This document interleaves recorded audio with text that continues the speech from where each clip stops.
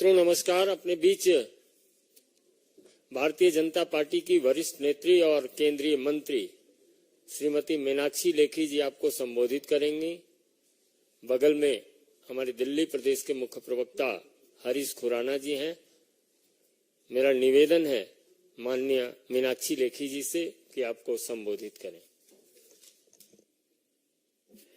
बहुत बहुत धन्यवाद संजय भाई। मित्रों, आज दिल्ली की एक कोर्ट ने, जज नागपाल जी की सीबीआई स्पेशल कोर्ट है, उसने मनीष सिसोदिया जी की जमानत जो है हाई कोर्ट ने आज सिसोदिया जी की जो जमानत है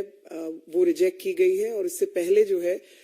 वो ट्रायल कोर्ट ने भी रिजेक्ट की थी। और मुझे बार बार एक कहावत याद आ रही है, वह कि अगर बाढ़ ही खेत को खाने लगे तो खेत क्या करेगा। यानी जिन लोगों का कर्तव्य है इन संस्थाओं को बचाए रखना, जिनका कर्तव्य है भ्रष्टाचार के खिलाफ काम करना, अगर वही भ्रष्ट हो जाएं और अपनी जिम्मेवारी से हटकर प्रदेश को नियम कानून को उल्लंघन करते हुए इस तरीके का काम करने लगे, तो कौन उस जगह को, उस क्षेत्र को बचाएगा जो कि दिल्ली के साथ लगातार हुआ। दिल्ली के साथ लगातार हुआ कि दिल्ली में एक स्कैम किया गया, एक घोटाला किया गया जो कि शराब घोटाले के रूप में प्रचलित है और सबको मालूम है, जानकारी है, जहां पर कार्टलाइजेशन की गई और जो होलसेलर्स थे उनका प्रॉफिट मार्जिन बढ़ाया गया और साथ में जो अन्य प्रॉफिट मार्जिन थे दिल्ली को टैक्स की क्षति पहुंचाई गई और भ्रष्टाचार का एक नमूना बन के रह गया और जिसमें सप्लीमेंट्री चार्जशीट भी दाखिल हुई है और कोर्ट की ऑब्जर्वेशन भी है कि जो एलिगेशंस है वो जो इनके खिलाफ जो दस्तावेज हैं, बाकी चीजें वो बहुत सीरियस हैं और इसमें एक पब्लिक सर्वेंट यानी जो समाज पब्लिक सर्वेंट एक टेक्निकल लीगल डेफिनेशन है और डेप्यूटी चीफ मिनिस्टर का ऑफिस जो है वो इतना महत्वपूर्ण ऑफिस है जो खुद भ्रष्टाचार में लिप्त पाया गया और जो एप्लीकेंट है वो एक पावरफुल व्यक्ति है और जो एक्साइज पॉलिसी का सूत्रधार है वो यही व्यक्ति है और इन्होंने लगातार ये कुछ भी ऐसी हरकत कर सकते जहां पे विटनेसेस को इन्फ्लुएंस करने का काम है और तमाम तरीके की जो गैर नियमित चीजें होती हैं, खरीद फरोख्त, वो ये कर सकते हैं और इस कारण से एक्साइज पॉलिसी के केस में इनकी जो जमानत है उसको रिजेक्ट किया जाता है। ये आज का ऑर्डर है। साथ ही एक आध दिन पहले, 2 दिन पहले बल्कि मैं कहूंगी 27/5 को एक सप्लीमेंट्री चार्जशीट भी दाखिल की गई है कोर्ट में और उस सप्लीमेंट्री चार्जशीट के अंदर पैरा 16.13 16.13 है। द इन्वेस्टिगेशन हैज रिवील्ड कि हिंदी में पढ़ देती हूँ कि इन्वेस्टिगेशन में ऐसी चीजें सामने आई कि जो ग्रुप ऑफ मिनिस्टर्स हैं उन्होंने 12% होलसेल का प्रॉफिट मार्जिन बढ़ाना है L1 लाइसेंसी के लिए, उसकी कोई डिटेल प्रस्तुत नहीं की गई और ग्रुप ऑफ मिनिस्टर की जो रिपोर्ट है उसको एक्साइज डिपार्टमेंट से मांगना था, वो नहीं लिया गया और यहाँ तक कि अरवा गोपी कृष्णा जो एक्साइज कमिश्नर बने 5 मार्च 2021 को, उनको इस ग्रुप ऑफ मिनिस्टर्स की मीटिंग में बुलाया तक नहीं गया। तो ये जो अरविंद जी और जो स्टेनो है उन लोगों के बयानों से ये मैच करता है। सर्च कंडक्ट की गई और उस सर्च के दौरान जो कंप्यूटर सीज किए गए, हार्ड डिस्क लिए गए, उनमें से इमेज को फोरेंसिक जांच के लिए रखा गया और पाया गया कि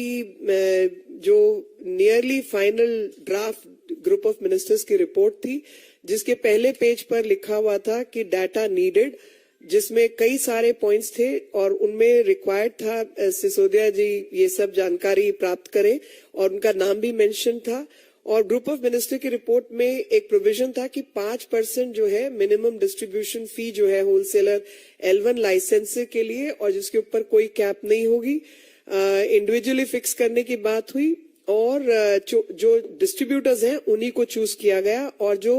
100 करोड़ का जो काम था उसको 5 साल 500 करोड़ के लिए उसको बढ़ाया गया। इसी प्रकार से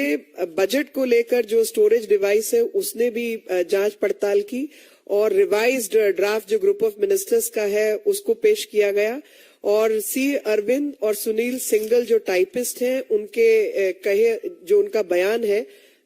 उसके अनुसार पाया गया कि ये 10:28 पर ये काम हुआ, क्योंकि उन्होंने अपने बयान में कहा कि ये 10:30 के आसपास की बात है, तो 10:28 पर ये हुआ जो फोरेंसिक रिपोर्ट में सामने आया। और